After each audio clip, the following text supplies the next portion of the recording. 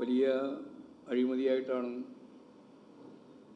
ഇന്ന് ചില പത്രങ്ങളൊക്കെ റിപ്പോർട്ട് ചെയ്ത് കണ്ടിട്ടുള്ളത്. മലയാളത്തിൽ തന്നെ ഇന്ത്യ കണ്ട ഏറ്റവും വലിയ രാഷ്ട്രീയ അഴിമതിയാണ് അതുവഴി BJP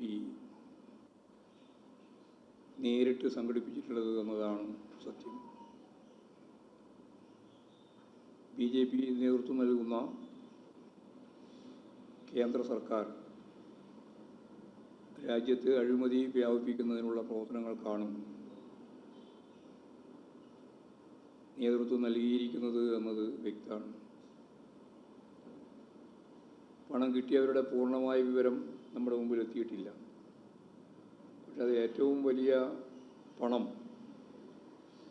നൽകിയിട്ടുള്ളതിൻ്റെ ഇന്നത്തെ വാർത്തയിൽ കണ്ടത് സാൻഡിഗോ മാർട്ടിൻ്റെ കമ്പനിയാണെന്നാണ്. അഴിമതിയുടെ അങ്ങേ തലയായിട്ട് രാജ്യം എത്രയോ കാലമായിട്ട് വിമർശനം ചൂണ്ടിക്കാണിച്ചിട്ടുള്ള ഒരു കമ്പനിയിൽ നിന്നാണ് ആയിരക്കണക്കിന് കോടി ഉറുപ്പിക യഥാർത്ഥത്തിൽ 2020 പ്രധാനപ്പെട്ട ഇഷ്യൂ ആണ് അത്ര അവർ നടത്തിയത്. 2020 ആ ഇഷ്യൂവിൻ്റെ ഭാഗമായിട്ട് ഈ പറഞ്ഞതുപോലെ ആയിരക്കണക്കിന് കോടി ഉറുപ്പികയാണ് യഥാർത്ഥത്തിൽ BJPക്ക് അതുപോലെ തന്നെ മറ്റ് ചില രാഷ്ട്രീയ പാർട്ടികൾക്കും നേടാൻ സാധിച്ചത്. അതിൽ മഹാഭൂരിപക്ഷവും പകുതിയിലധികം BJP ആണ് നേടിയിട്ടുള്ളത്. അവരുടെ കണക്ക് 6060.51 കോടി അവർക്ക് ലഭിച്ചു എന്നാണ് കാണുന്നത്.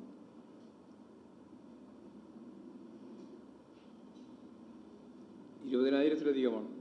നേരത്തെ ഞാൻ പറയുമ്പോൾ 2000 20,000-ലധികം.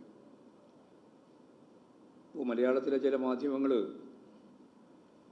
CPIക്കും CPMനും പണം ലഭിച്ചിട്ടില്ല എന്ന വാർത്ത കൊടുക്കുകയുണ്ടായി. വളരെ വിചിത്രമായൊരു വാർത്തയാണ്. എന്താണ് ഈ മാധ്യമങ്ങൾ ഉദ്ദേശിക്കുന്നത് എന്നതിൻ്റെ കൃത്യമായൊരു ദൃഷ്ടാന്തമാണ്. പണ്ട് ഞാൻ ഒരു പ്രാവശ്യം പറഞ്ഞതുപോലെ മഹാത്മാഗാന്ധി ആത്മഹത്യ ചെയ്തത് എന്തിന് എന്ന ചോദ്യം സ്കൂൾ കുട്ടികളുടെ പരീക്ഷയ്ക്ക് ചോദിച്ചു എന്ന് പറഞ്ഞില്ലേ, അതുപോലെയുള്ള ഒരു വിശദീകരണമാണ് CPIനും CPIക്കും ഇലക്ട്രൽ ബോർഡിൻ്റെ ഭാഗമായി പണം കിട്ടിയിട്ടില്ല. കാരണം ആളുകളെ തെറ്റിദ്ധരിപ്പിക്കാൻ വേണ്ടി എന്തൊക്കെ വാർത്ത കൊടുക്കാൻ കഴിയുമെന്നുള്ളതിൻ്റെ ഏറ്റവും പ്രധാനപ്പെട്ട തെളിവായി. കോർപ്പറേറ്റുകളുടെ പണം ഇലക്ട്രൽ ബോണ്ടിൻ്റെ ഭാഗമായിട്ട് വാങ്ങില്ല എന്ന് തീരുമാനിച്ച് അത് SBIയിൽ രജിസ്റ്റർ ചെയ്യാത്ത പാർട്ടിയാണ് CPIഎമ്മും CPIയും.